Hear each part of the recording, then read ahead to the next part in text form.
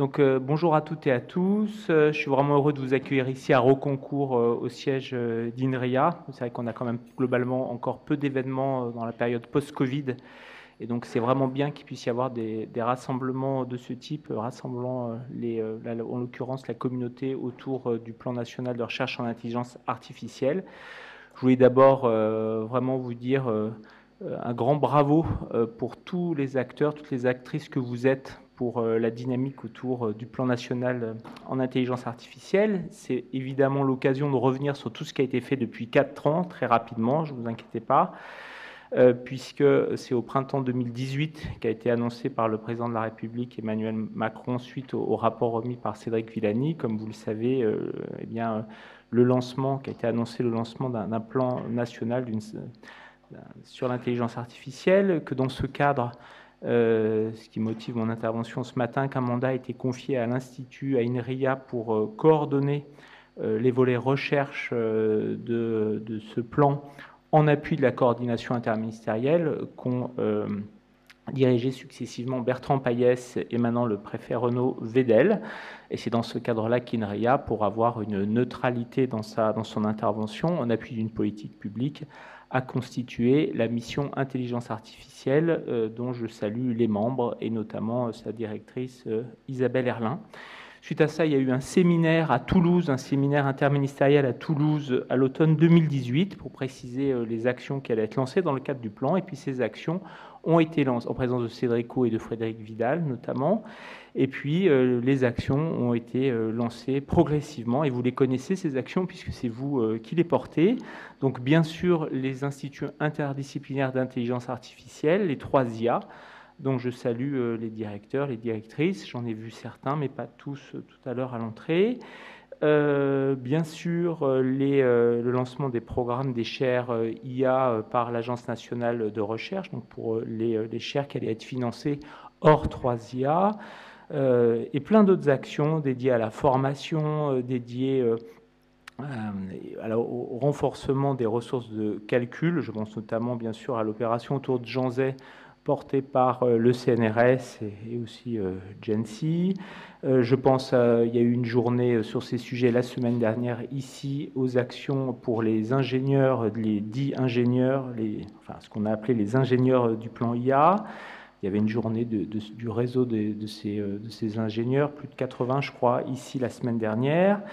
Des actions sur la formation, des actions sur des partenariats européens, notamment avec un partenariat structurant autour du franco-allemand, des volets internationaux et bien sûr tous les volets liés au partenariat entre la recherche académique, le monde académique de la recherche et des partenaires industriels, que ça soit via le renforcement des actions à l'ANR autour des laboratoires communs avec les PME, les LabCom, des tests CIFRE, des plateformes technologiques. Je pense à Confiance AI, j'ai vu des acteurs de Confiance AI tout à l'heure dans le petit cocktail.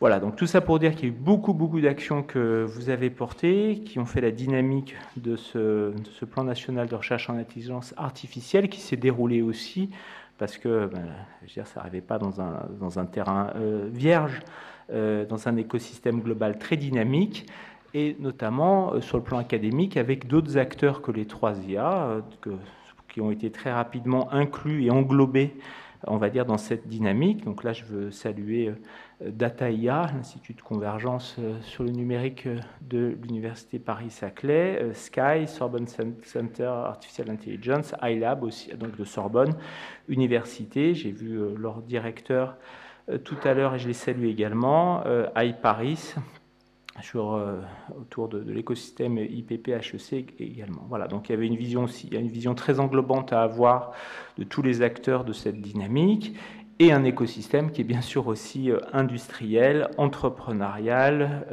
du financement du capital risque aussi, avec beaucoup d'initiatives qui ont fleuri ces dernières années. Et sur le plan industriel, je pense notamment au manifeste IA porté par plusieurs grands acteurs industriels français pour renforcer la dynamique autour des sujets qui nous rassemblent aujourd'hui. Je voudrais, pour terminer, partager quelques éléments de conviction ou de retour d'expérience sur tout ça. Bon, d'abord, bien sûr, c'est l'importance des dynamiques collectives, des dynamiques d'écosystèmes qui se construisent dans un temps long, dans un pays, la France, où parfois c'est pas toujours très facile de travailler on va dire, collectivement ensemble, de construire ensemble, au-delà de la réponse à l'accès à des financements, à des appels à projets gérés par l'État ou ses opérateurs. Donc je pense que c'est vraiment important que sur des dynamiques comme ça, il y ait des constructions collectives qui résistent à ça.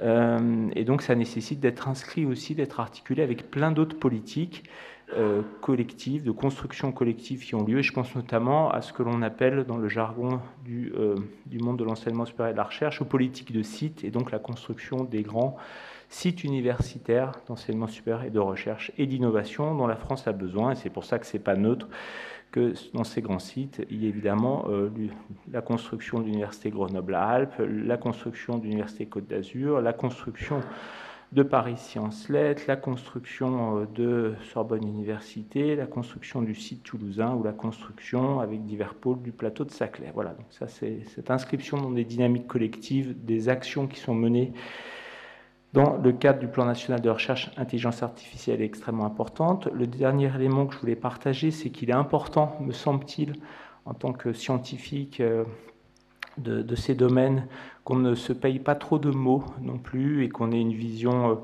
la plus inclusive, la plus, on va dire, honnête de la dynamique de l'intelligence artificielle pour ne pas survendre aux décideurs publics qui souvent, on va dire, peut prendre pour argent comptant beaucoup d'éléments avancés parce qu'on sait tous qu'il y a des temps longs sur ces sujets, qu'il est important qu'on soit capable aussi de se concentrer sur, on va dire, pour résister aux effets d'engouement, qu'on se concentre sur ce qui est parfois essentiel. C'est pour ça que c'est par exemple important, je crois que ça va être partagé cet après-midi, que le PEPR, le programme, on va dire, prioritaire de recherche sur l'IA qui est à venir et des composantes extrêmement focalisées sur les aspects les plus fondamentaux de l'intelligence artificielle. Devant nous, il y a évidemment la deuxième phase, qui est la stratégie d'accélération sur l'intelligence artificielle, qui a été dévoilée en novembre 2021 par Frédéric Vidal et par Cédrico, avec un éventail d'actions qui, je trouve, est très complémentaire de la première phase du plan IA et qui est beaucoup plus 360 degrés, avec un seul focus, qui est l'impact, quelle que soit sa forme, avec des initiatives structurantes en matière technologique, avec des initiatives autour de plateformes technologiques. J'ai vu plusieurs porteurs de plateformes technologiques. Je pense que c'est extrêmement important pour avoir de l'impact, et ça dépasse le champ académique strict, bien entendu. Les dynamiques liées à l'innovation, avec bien sûr le soutien à la création de start-up technologiques dans le domaine de l'intelligence artificielle, le sujet qui est absolument majeur des formations, qui est du soutien aux formations et au soutien à une augmentation significative, extrêmement importante du nombre de personnes formées au numérique. J'ai dézoomé vis-à-vis de l'IA de manière intentionnelle dans le cadre de la stratégie d'accélération, parce qu'on sait très bien que l'IA, la data science, irrigue tous les domaines, de la santé numérique à la cybersécurité, etc., etc. Et donc il ne faut surtout pas avoir une vision, on va dire, resserrée sur le cœur de l'intelligence artificielle. Ce sujet formation est absolument majeur dans la stratégie d'accélération et au-delà dans France 2030. Et puis il y a d'autres volets qui font cette stratégie 360 degrés, comme le franco-allemand, le renforcement de l'axe franco-allemand, en cherchant à dépasser le saupoudrage et le morcellement. Je crois qu'il y a des actions, enfin je sais qu'il y a des actions à venir, des actions ciblées comme j'ai vu Emmanuel Vincent tout à l'heure qui coordonne un groupe de travail impliquant de nombreux acteurs académiques sur une position sur les gigamodèles, etc., etc. Donc on a tous ces enjeux devant nous pour faire vivre au-delà de la première phase de la stratégie française d'intelligence artificielle ces dynamiques avec un soutien massif de l'État. Ça nous donne beaucoup de responsabilités et d'ailleurs c'est normal que dans ce cadre, comme très souvent, probablement pas assez souvent, il y ait une évaluation de cette politique publique, parce que c'en est une, qui est menée, comme de nombreux d'entre vous le savent, par la Cour des comptes actuellement. Et c'est normal, parce que ça a été un vrai choix de politique publique, avec des vrais moyens, et c'est normal que ça soit évalué dans la durée. Voilà, je voulais pour finir vraiment vous dire mon enthousiasme, en dépit de mon ton monocorde de début de semaine, mon enthousiasme, le soutien d'INRIA dans son rôle de coordination du volet recherche auprès de l'État pour pouvoir aider les acteurs et pouvoir faire que ça se fasse, et puis aussi je soutiens l'INRIA en tant qu'un de ces acteurs, mais c'est un autre rôle.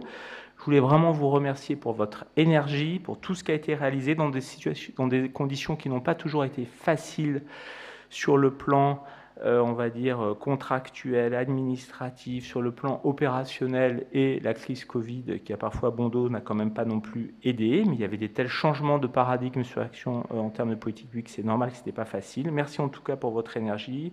Merci à tous les partenaires qui ont été impliqués. Et puis, merci aussi à l'équipe de la mission IA qui organise cette séquence de 2 journées, puisque aujourd'hui il y a la journée sur le réseau national, intelligence artificielle, et demain il y a une journée, comme vous le savez probablement, sur les partenariats franco-allemands. En tout cas, bravo à tous et à toutes, et bonne journée de travail. Moi je ne resterai que malheureusement qu'1 heure avec vous, mais peu importe. Bravo à tous.